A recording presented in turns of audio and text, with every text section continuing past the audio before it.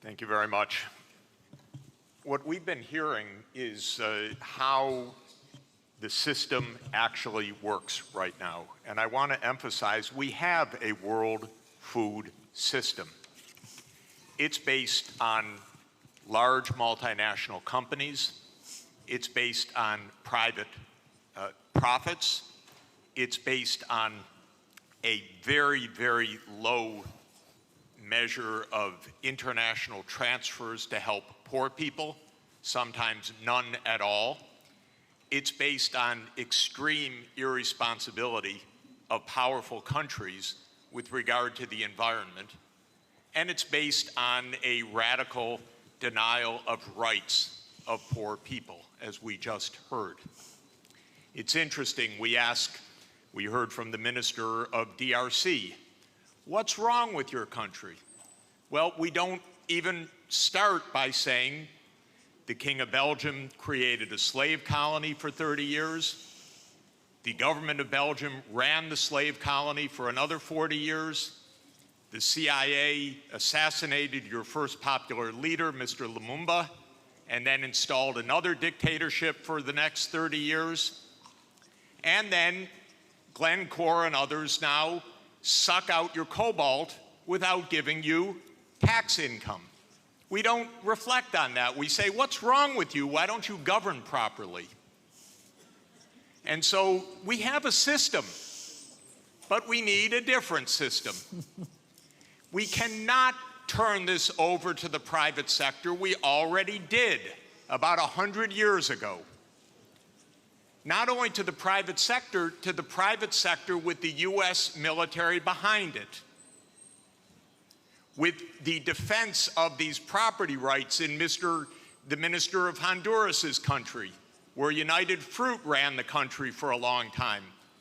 And their attorney was the foreign minister of the United States, Secretary Dulles, and his brother was the head of the CIA and overthrew the next door neighbor, Mr. Arbenz, to make sure that United Fruit could have its property. So we have a system, but we need a different system.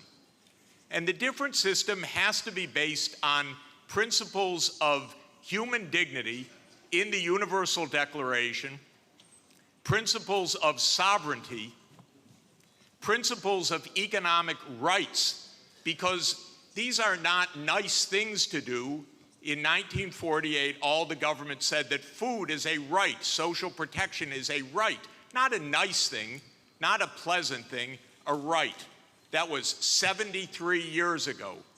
The SDGs are nothing more than our generation's attempt to honor the Universal Declaration of Human Rights.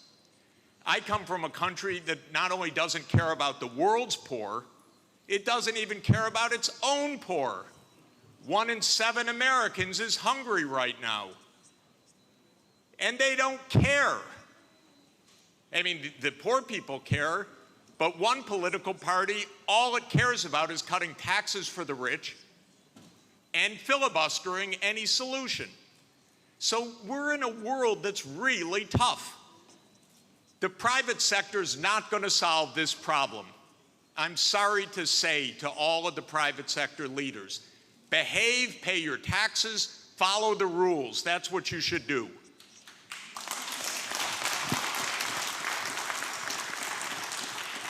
And what the governments should do is the following.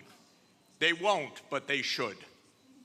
First, the G20 should become the G21 by inviting systemically the chairperson of the African Union and the African Union to be the 21st country. The European Union is a member of the G20 as the EU. If you add the AU as the 21st for the G21, you add 1.4 billion people to representation at that crucial event. That will change decisively the discussion because 1.4 billion people are not at the table for finance right now, and they need to be. So my first recommendation is the G21. I love the G20. Add one seat, 1.4 billion people with the AU represented. Second, we need a order of magnitude change of development finance. The rich countries just borrowed $17 trillion for COVID. The poor countries, nothing. Because the rich countries can borrow at 0, and the poor countries pay 5 or 10% coupon rates or have no access at all. So the world exposed its grotesque inequality this past year and a half. Rich countries didn't say, we tighten our belts, why don't you? My country spent $7 trillion of emergency funding, not 1 penny for anybody else, by the way. $7 trillion, it didn't even cross the imagination of the US Congress to include a few crumbs for the rest of the world. But the poor countries cannot borrow. That's what we should have heard from the World Bank. I didn't hear that from the World Bank. I didn't hear real numbers.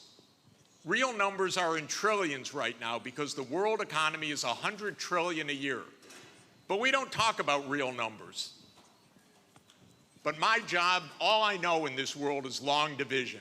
Divide by 100 trillion and then see whether you're talking about something real or not. So that's the second thing. We need massively to increase the lending and borrowing capacity of poor countries at near 0 interest rates like the rich countries have. Then they could get something done. By the way, for COVID vaccines, what we really need is for the United States to sit down with China, with Russia, with the European Union and the UK one day around the table and allocate these vaccines rather than hoarding them. That's all it would take. And then we're going to have national pathways. This is a wonderful idea, but they're going to need financing. And so everything that I've been saying, I know the numbers. That's all I do for 40 years is add up what's missing. You want electricity? It has to be purchased. You want digital access? It has to be purchased. You want safe water irrigation? It has to be purchased. This is what I do for a living, is add up these numbers and then find out that then somebody makes up something and names 1/100th of what's really needed. It's not even hard. By the way, the IMF has done wonderful studies in the last 2 years showing that we have a financing gap of about $400 to $500 billion a year for the basics for the SDGs. They show the gap, but nobody comes up with the number, the solution, which wouldn't be so hard because that's just not a big number. It's 0.5 of 1% of world output. So if we really care, we wouldn't have the G7 saying, we love education, therefore we're going to give $3 billion for education. That's what they said at the summit. But what UNESCO has shown is that you need at least $30 billion a year, minimum. But nobody looks at numbers. They just make up nice check the box. So we need the real numbers of finance to back the national pathways. The final thing is we need the UN as the core and central institution of this world, period. Because this is the only way we're going to have a civilized world, is a strong UN. And it cannot be that the whole UN budget is less than my neighborhood's budget in New York. The UN core budget this year is $3 billion. New York City's budget is $100 billion. And then we say, why don't things work well? Because the rich are hoarding everything.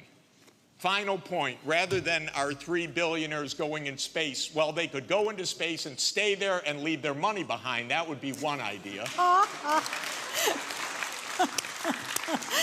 But another idea is we have 2,775 billionaires on the current list.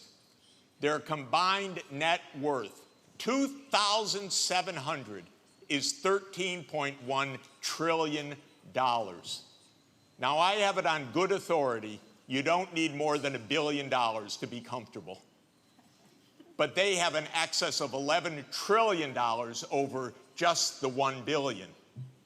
So we should be taxing that and having a civilized world. Thank you. Jeffrey Sachs.